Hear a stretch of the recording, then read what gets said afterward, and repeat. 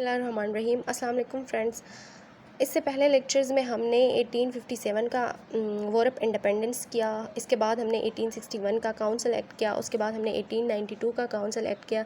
ये हम पाकिस्तान की जो प्री पार्टीशन एरा में जितने भी कॉन्स्टिट्यूशनल डेवलपमेंट्स हुए थे, इस वीडियो सीरीज़ में हम वो कवर कर रहे हैं। ठीक है, आज हमारा 4th लेक्चर है and that is about the partition of Bengal that was happened in 1905। अच्छा, पार्टीशन ऑफ बंगाल हम देखते हैं कि ये एक एडमिनिस्ट्रेटिव पर्पसेस के लिए ब्रिटिश गवर्नमेंट ने एक डिसीजन लिया था बंगाल को डिवाइड करने के लिए। ठीक है, लेकिन इस इवेंट ने क्या किया, मुस्लिम्स और हिंदूज़ ऑफ इंडिया जो है उनके दरमियान बहुत ज़्यादा फासले बढ़ाए। और हम देखते हैं कि किस तरह से इस पार्टीशन को मुस्लिम्स ने वेलकम किया और किस तरह से कांग्रेस ने इसको जो है अपोज़ किया और इसको जो है गाँव माता को डिवाइड करने के बराबर जो है समझा। ठीक है, अच्छा, पहले हम बैकग्राउंड में ये बात साबित करेंगे कि पार्टीशन ऑफ बंगाल जो है वो ब्रिटिश गवर्नमेंट ने एक एडमिनिस्ट्रेटिव पर्पसेस के लिए डिसीजन लिया था, ना मुस्लिम्स को इंटेंशनली बेनिफिट देने के लिए, ना ही कांग्रेस को नुकसान देने के लिए उन्होंने ये काम किया था। ठीक है, तो पहले हम देखते हैं चार्ल्स ग्रांट जो एक ब्रिटिश पॉलिटिशियन थे और क्लैफम सेक्ट जो है उसके एक मेंबर भी थे। जो क्लैफम सेक्ट बेसिकली सोशल एक्टिविस्ट का एक ग्रुप होता था जो एबोलिशन ऑफ स्लेवरी को एडवोकेट करते थे। ठीक है, तो उन्होंने क्या किया, 1853 में पार्टीशन ऑफ बंगाल के लिए प्रपोज़ल दिया कि जो सूबा है बहुत बड़ा सूबा है और एक बंदा जो लेफ्टिनेंट गवर्नर होता था, गवर्नर जनरल के अंडर जो काम करता था और एक सूबे को कंट्रोल करता था, तो उसके लिए मुश्किल होता है। तो इसीलिए इस बंगाल की जो है पार्टीशन कीजिए प्रपोज़ल उसने दिया था। इसके बाद लॉर्ड डलहौज़ी जो वाइस राय थे इंडिया के 1848 से लेकर 1856 तक, उन्होंने क्या किया, 1854 में उन्होंने भी कंप्लेन किया about the burden on lieutenant governor to administer this large piece of land. ठीक है, उसके बाद फेमिन आया था उड़ीसा में 1866 में, और इस फेमिन में क्या हुआ, 2/3 मेजॉरिटी जो 2/3 जो इसका पॉपुलेशन था उड़ीसा का, वो क्या हुआ, वो उनकी डेथ हो गई थी। ठीक है, तो ये उड़ीसा जो है वो वेस्टर्न बंगाल का एक रीजन होता था। उस टाइम वेस्टर्न और ईस्टर्न का कॉन्सेप्ट नहीं था, लेकिन ये वेस्टर्न जो बंगाल का वेस्टर्न साइड था उसमें एक रीजन था और बहुत ज़्यादा दूर भी होता था। ठीक है, तो एडमिनिस्ट्रेटिव जो एड्स वगैरह होते हैं या जो भी है वो उसको आसानी से नहीं पहुंच सकते थे। तो ब्रिटिश गवर्नमेंट ने जो एड उनको भेजी भी तो वो बहुत लेट पहुंची। ठीक है, तो बहुत ज़्यादा डिजीज़ भी काज हुए थे, उड़ीसा के जो लोग थे फेमिन की वजह से बहुत ज़्यादा जब अफेक्ट हुए थे तो डिजीज़ भी आई थी, उनकी कैजुअलिटीज़ भी बहुत ज़्यादा हुई थी। तो इसके बाद उन्होंने ब्रिटिश गवर्नमेंट ने रीज़न्स फाइंड करने की कोशिश की और ये रियलाइज़ किया कि उड़ीसा चूँकि बहुत ज़्यादा दूर है और एडमिनिस्ट्रेशन जो है कलकत्ता में उनकी कैपिटल होती थी ब्रिटिश गवर्नमेंट की, तो वो बहुत दूर है यहाँ से। तो इस वजह से अगर इसको डिवाइड किया जाए कि ये एक बंदे के कंट्रोल में हो और ईस्टर्न हिस्सा दूसरे बंदे के कंट्रोल में हो, तो यहाँ जो है क्या हो सकता है, इफ़ेक्टिवली एडमिनिस्टर हो सकता है ये रीजन। उसके बाद जॉर्ज कैम्बल जो है ये भी एक ब्रिटिश पॉलिटिशियन है और लेफ्टिनेंट गवर्नर भी रह चुके हैं फ्रॉम 1871 टू 76। ठीक है, लेफ्टिनेंट गवर्नर ऑफ बंगाल, उन्होंने क्या किया, उन्होंने रिपोर्ट पेश की कंट्रोल ऑफ एडमिनिस्ट्रेशन के बारे में कि यहाँ जो है इतने इतने प्रॉब्लम्स है और एक बंदे के लिए ये मुश्किल है इसको एडमिनिस्टर करना। तो फाइनली जिस बंदे के टेन्योर में ये काम हुआ partition of Bengal, that was Lord Curzon, जो ब्रिटिश इंडिया था उस टाइम, उसमें और भी बहुत सारे पॉलिसीज़ उसने अडॉप्ट किए थे और भी इसका नाम जो है याद किया जाता है, लेकिन जो सबसे ज़्यादा एक यू कैन से जिसने अपोजिशन जो है वो फेस की, वो थी इसकी पॉलिसी और पार्टीशन ऑफ बंगाल। जो बेसिकली पार्टीशन जो है वो अनाउंस हुआ था 20 जुलाई और 1905, लेकिन ऑफिशियली जो प्रोविंसेस क्रिएट हुए ईस्टर्न बंगाल का और वेस्टर्न बंगाल का, दैट हैपेंड ऑन 16 अक्टूबर 1905। ठीक है, अब देखिए ईस्टर्न बंगाल जो है उसका कैपिटल ढाका को बनाया गया और कलकत्ता जो है उसको वेस्टर्न बंगाल का कैपिटल बनाया गया। अब ईस्टर्न बंगाल जो है इसमें 2/3 पॉपुलेशन जो है मुस्लिम्स की थी, यानी यहाँ मुस्लिम्स जो है वो मेजॉरिटी में थे और इस साइड पे क्या था, हिंदूज़ जो है वो मेजॉरिटी में थे। अच्छा, अब इस डिसीजन से क्या हुआ कि हिंदुओं ने इस डिसीजन को क्यों गांव माता को डिवाइड करने के बराबर माना और क्यों इतनी ज़्यादा अपोजिशन की। तो let's look at the reaction of Hindus and Muslim towards this decision. पहले हम देखते हैं कि हिंदूज़ क्यों उन्होंने पार्टीशन को अपोज़ किया। ठीक है, तो पहला जो वजह है वो उनकी जो मोनोपोलिस्टिक हिंदू इंटरेस्ट थे इस रीजन में। मोनोपोलिस्टिक हिंदू इंटरेस्ट मींस कि सारे जो इंटरेस्ट थे वो उनके कंट्रोल में थे, सारे बेनिफिट्स इनके कंट्रोल में थे इन एरियाज़ में। तो वो क्या हुए, अब डिवाइड हो गए। किस तरह से? एग्रीकल्चर जो है ना, एग्रीकल्चर सेक्टर में किस तरह से हुआ कि जो लैंड लॉर्ड्स थे ना, वो जो जिनकी ज़मीनें होती थी वो कहाँ पे बैठते थे, वो यहाँ पे बैठते थे। बेटे वो रहते थे कलकत्ता में, लेकिन सारे रीजन में उनके पीजेंट्स थे और वो काम करते थे। मुस्लिम्स भी होते थे, हिंदू भी होते थे। ठीक है, अब क्या हुआ, जब ये डिवाइड हो गया तो उनकी जो ओनरशिप थी वो क्या हो गई, वो डिवाइड हो गई। तो इस वजह से उन्होंने अपोज़ किया। अच्छा, पॉलिटिक्स में अगर हम देखें तो 1885 में क्या हुआ था कि कांग्रेस पार्टी बनी थी, AINC, all India national Congress. ठीक है, और देखिए ऑल इंडिया नेशनल कांग्रेस को जो फाइनेंशियल सपोर्ट मिलती थी ना, वो क्या होता था, वो बंगाल के ही रीजन से मिलती थी। बंगाल के जो लैंड लॉर्ड्स होते थे, जो हिंदू बिजनेस मैन होते थे, उनकी तरफ से इनको क्या होती थी, फाइनेंशियल सपोर्ट मिलती थी। और जहाँ से आपको फाइनेंशियल सपोर्ट मिलती है तो ज़ाहिर है फिर उनकी बातें भी माननी पड़ती है। तो क्या हुआ कि 1885 में जो AINC बनी थी, उनकी फाइनेंशियल सपोर्ट सारा जो है वो यहाँ से होता था। अब जो है अगर इनकी डिवीज़न हो गई तो ज़ाहिर है उनकी जो फाइनेंशियल सपोर्ट थी वो भी डिवाइड होगी ना। अब मुस्लिम्स तो ये चाहेंगे या नहीं चाहेंगे AINC को सपोर्ट करना।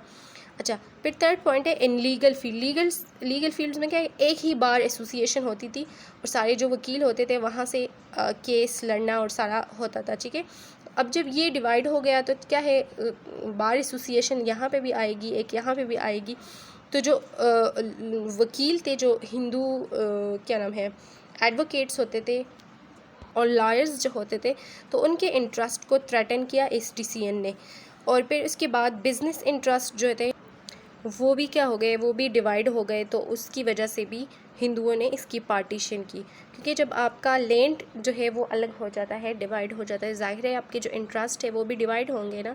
जैसे हम घर जो है अलग करते हैं तो दो भाइयों के दरमियान, तो जो भी प्रॉपर्टी होती है, जो भी एक्सेसरीज़ होती है, तो वो दो भाइयों के दरमियान क्या होती है, डिवाइड होती है। किसी एक का मोनोपोलिस्टिक उसके ऊपर फिर कंट्रोल नहीं होता। पहले तो एक ही बंदा होता है जो सारों को कंट्रोल करता है, लेकिन जब डिवाइड होते हैं तो फिर दोनों को हिस्सा मिलता है। और यही वजह थी कि हिंदुओं ने इस पार्टीशन ऑफ बंगाल को क्या किया, अपोज़ किया था। अच्छा, यहाँ एक बहुत इंटरेस्टिंग बात मैं आपको बताऊँ कि लेटर एंड लेक्चर्स हम देखेंगे, फिर जब और लेक्चर्स करेंगे। पार्टीशन ऑफ बंगाल 1905 में भी हुआ था, बाद में भी एक पार्टीशन ऑफ बंगाल हुआ था, लेकिन हिंदुओं ने उसको अपोज़ नहीं किया, ना ही उन्होंने ये बात की कि ये गाँव माता को डिवाइड करने की बात है या इस तरह है। ठीक है, तो यहाँ से मुसलमानों को एक बात रियलाइज़ हुई कि हिंदू जो है, जो हमारी इतने से बेनिफ़िट को नहीं देख सकते या इतने से बेनिफ़िट को बर्दाश्त नहीं कर सकते, तो हमारे बाकी जो राइट्स है वो हम किस तरह से प्रिजर्व रख सकते हैं इस रीजन में। ठीक है, जो हिंदू डोमिनेटेड सोसाइटी है। तो इस वजह से उन्होंने बाद में जाकर अपनी पॉलिटिकल पार्टी बनाए, उसी प्लेटफॉर्म से उन्होंने फिर पाकिस्तान की इंडिपेंडेंस मूवमेंट जो है वो भी स्टार्ट की। ठीक है, अच्छा, अब हम देखते हैं कि हिंदू के जो मेन पर्सनालिटीज़ होते थे, जो कांग्रेस की मेन पर्सनालिटीज़ है, उन्होंने क्या किया, उन्होंने किस तरह से इस डिसीजन को देखा। महेंद्र चंद्रा जो है एक हिंदू नेशनलिस्ट, उन्होंने कहा in new province Muslims will be in majority and Bengali Hindus will be in minority. We shall be strangers in our own land. I dread the prospect and outlook fills me with anxiety as to the future of our race. ठीक है, उन्होंने कहा था कि जो Muslims होंगे वो majority में होंगे और वो क्या है, ईस्टर्न बंगाल का जो रीजन है उसकी तरफ इशारा कर रहे थे, और जो बंगाली हिंदूस होंगे वो माइनॉरिटी में होंगे।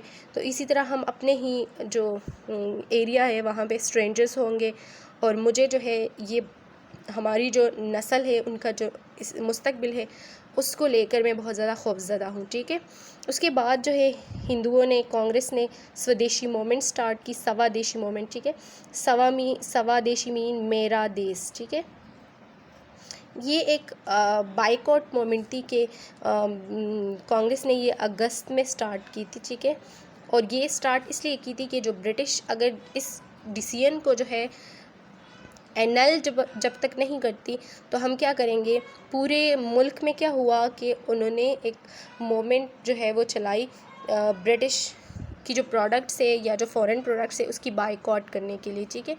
जो लोग इवन ये इस हद तक गए थे इस मोमेंट में कि जो लोग जो इवन हिंदूज़ भी अगर ऐसे हिंदूज़ होते थे जो फॉरेन प्रोडक्ट्स जो है वो यूज़ करते थे या उनकी ड्रेसेस वगैरह यूज़ करते थे, तो क्या होता था कि उसी टाइम ही उनकी जो चीज़ें होती थी वो हड़प कर दी जाती थी और उनको भी मार दिया जाता था, ठीक है।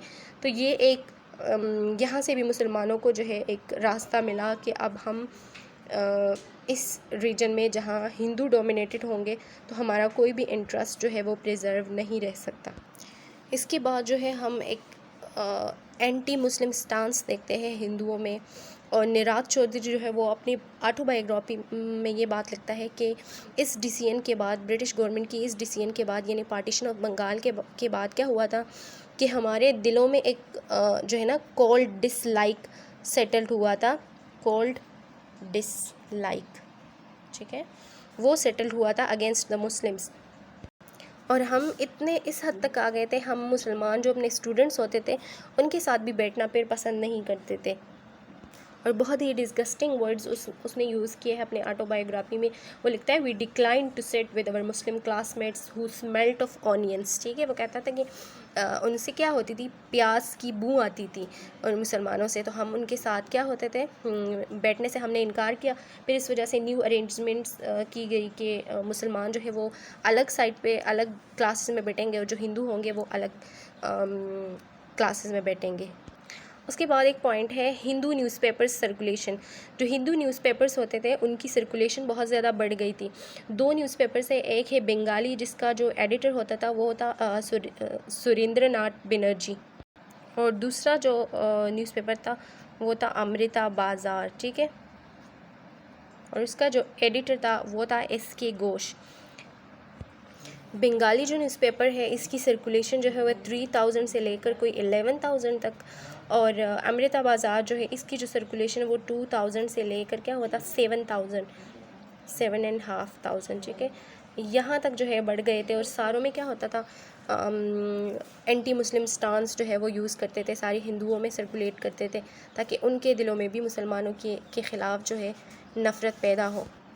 सुरेंद्र नाथ बनर्जी जो है जो बंगाली न्यूज़पेपर का एडिटर भी था, उन्होंने जो है ये कहा कि ये डिसीजन जो है हमारे लिए ऐसा था जैसे बॉम्ब शेल, ठीक है, और ये डिसीजन करके ब्रिटिशर्स ने हमें धोखा दिया, हमारे साथ जो है वो धोखा दिया और हमारी इंसल्ट की। तो ये सारे स्टांस थे या ये सारे जो है डेवलपमेंट्स थे जिन्होंने क्या किया, मुस्लिम्स को ये रियलाइज़ किया कि हमारा कोई भी बेनिफिट, चाहे इंटेंशनली भी अगर वो बेनिफिट हमें मिल रहा हो तो भी हिंदू उसको बर्दाश्त नहीं कर सकते, ठीक है। अब हम सारे हिंदुओं को या सारे मुसलमानों को हम नहीं बदनाम कर सकते, लेकिन हाँ जो कांग्रेस से रिलेटेड थे और ज़ाहिर है उनको फाइनेंशियल सपोर्ट मिल रही थी बंगाल से, तो वो कोई भी अपना जो है वो कोई भी मोमेंट चला सकते हैं अपने उस इंटरेस्ट को रिस्टोर करने के लिए, ठीक है। तो अच्छा, अब हम देखते हैं मुस्लिम वेलकम्स द पार्टीशंस। तो मुसलमानों ने इस पार्टीशन को क्यों जो है वो सपोर्ट किया, अब हम ये देखते हैं। अच्छा, नवाब सलीमुल्लाह ऑफ ढाका जो है वो इस पार्टीशन को वेलकम करता है और वो कहता है, the partition of Bengal had aroused us from inaction and directed our attention to the activities and struggles. वो कहता है कि बंगाल की पार्टीशन से हम क्या हुए, इन एक्टिव जो थे तो हम एक्टिव बन गए और हमारी जो स्ट्रगल थी वो स्टार्ट हो गई, ठीक है, ताकि हम अपने इंटरेस्ट जो है उसको प्रिजर्व कर सकें। अच्छा, पहला जो बेनिफिट मुसलमानों को मिल रहा था और उसकी वजह से उन्होंने पार्टीशन ऑफ बंगाल को जो है वो वेलकम किया, तो वो था एजुकेशनल अपॉर्चुनिटीज़, ठीक है। वेस्ट बंगाल में क्या होता था, वेस्ट बंगाल में अगर हम ईस्ट बंगाल की बात करें और वेस्ट बंगाल की बात करें, ठीक है, वेस्ट बंगाल की और ये है ईस्ट बंगाल, तो ईस्ट बंगाल में सिर्फ 3 कॉलेजेस होते थे उस टाइम और वेस्ट बंगाल में एक्सेलेंट कॉलेजेस थी और वो उसकी तादाद थी 26। तो ज़ाहिर है अब अगर एडमिनिस्ट्रेशन जो है वो डिवाइड होगी, लैंड डिवाइड होगी, तो लेफ्टिनेंट गवर्नर जो है वो इस साइड पर भी तवज्जो देगा, ठीक है। तो एजुकेशनल अपॉर्चुनिटीज़ जो थी ये एक रीज़न था कि उन्होंने इस डिसीजन को क्या किया, वेलकम किया। बेटर ट्रांसपोर्टेशन एंड वाटरवेज़, अब जिस तरह से एजुकेशनल अपॉर्चुनिटीज़ जो है वो इनिशिएट होंगी, इसी तरह ट्रांसपोर्टेशन भी इनिशिएट होगी, ठीक है, ट्रांसपोर्टेशन भी जो है वो बेटर होगी, तो इसी वजह से उन्होंने वेलकम किया। और ये एक रिपोर्ट ये भी है कि 1906 से लेकर 1911 तक क्या हुआ कि यहाँ पे जो है ना बहुत रेलवेज़ बनाई गई, कोई 200 माइल लॉन्ग, ठीक है, रेलवेज़ बनाई गई, इसका पोस्टल सर्विस जो है वो बेटर किया गया। और ये है कि ढाका से जो है शिलंग से ढाका तक जो 72 आवर्स में एक लेटर जो है वो पहुंचता था, तो अब वो 46 आवर में जो है पहुंचने लगा, ठीक है। तो ट्रांसपोर्टेशन जो है वो चाहे इनलैंड हो और या इन वाटर हो, यानी जो इनके पोर्ट्स थे उनको भी डेवलप किया गया है 1906 से लेकर, यानी पार्टीशन ऑफ बंगाल से लेकर 1911 तक। और 11 में क्या हुआ कि इस बंगाल की पार्टीशन का जो डिसीजन था इसको दोबारा से हटाया गया। अच्छा, और तीसरा जो है चिटागोंग पोर्ट जो है, जो ईस्ट बंगाल का एक पोर्ट था, उसको भी डेवलप किया गया। अच्छा, ये तो हमने सारा देखा कि मुस्लिम्स ने इस डिसीजन को किस तरह से वेलकम किया, कांग्रेस ने उस डिसीजन को किस तरह से अपोज़ किया। लेकिन हम ये भी देखते हैं कि लास्ट में जाकर इन 1911 क्या हुआ था कि बंगाल की पार्टीशन को एनल किया गया था। जब ब्रिटिश गवर्नमेंट, जो ब्रिटिश किंग था वो जब मर गया, तो उसका बेटा किंग जॉर्ज 5 जो है वो उस टाइम जो है बादशाह बना था, ठीक है।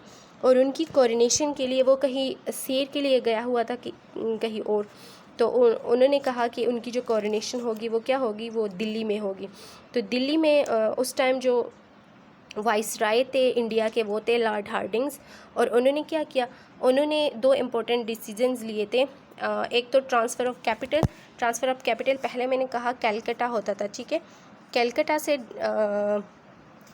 चेंज करके दिल्ली ट्रांसफ़र किया। ये जब किंग जॉर्ज की कोरोनेशन सेरेमनी थी तो उन्होंने दो डिसीजन लिए थे किंग ने, ठीक है, एक ट्रांसफ़र ऑफ कैपिटल कैलकटा से दिल्ली तक और एक annulment of partition of Bengal, ठीक है।